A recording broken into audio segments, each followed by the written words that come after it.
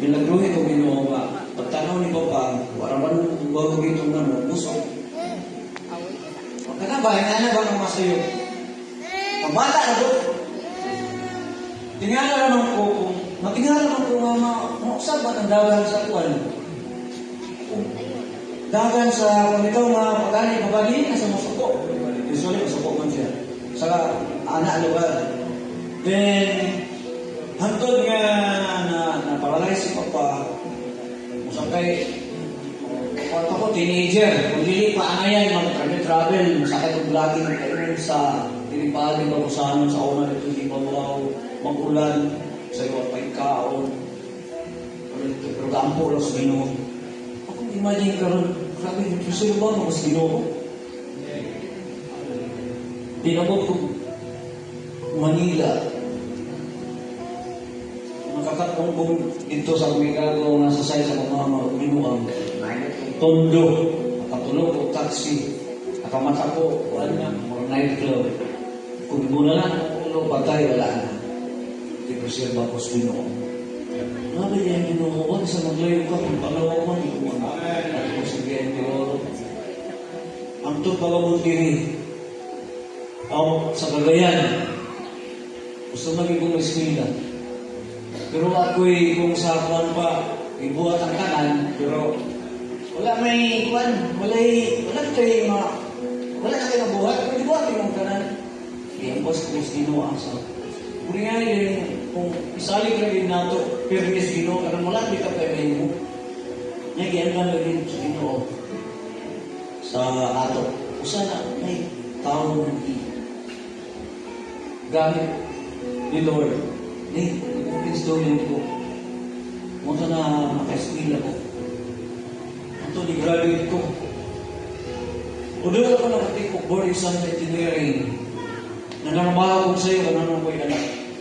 Naanasal, struggle na sa kinabuhi, kinalang mo trabaho. Ang pagani, ako misis, kabalo na siya. Ipalit lang na mo gatas sa mo, pumilong anak. Ito sa live. Magkuha ng bato. Sulod sa ng bato, maligya kayo na rin ito sa siyong nito para magpapit buwas. Yes, nag-pray ako sa Ginoo. Ang tod nga naabot ko, third party ko sa Nestle. Ako'y kaila kayo dito. Na-favoritism, feeling na ako. Pero ako nag-pray, Lord. Tamahin Ginoo ko. Hapit na ito, magtulo ang duhan akong anak. Murag kami na magtulo. Inanta ko sa ibon dyan. Okay kayo rin. Ginoo biyapon nakatap o sa katao. Sila, kaya kung manager dito, kung dito na paborito, kaya kamingin ako, kailan, dito dito nga, minok, kita kami minok, kami, kita ka, kagayan nyo, may gigamit biyapon sa Ginoo, para na pagloon. Mamat na gigamit si Engineer ako, kasulod ko sa miskin. Yung programa yung kung kusang rin ko lang ta, kung sa Ginoo. Ito yung balaka niya yung pagtanaw. Tanaw nito na ito, wala nito ito kung painan, or ano, naging tao mga ganito.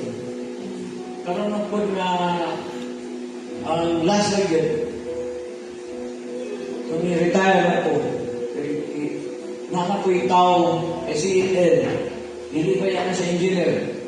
Paghawa na ko dito sa kong area, ang pinakahit sa taas, licensed engineer ang kuhaon. Ay para kung mawala isa sa supervisor, kuhan siya. Kanang pwede siya. Tigala ko, namang di ko yung tao, nag-iandam sa Ginoo.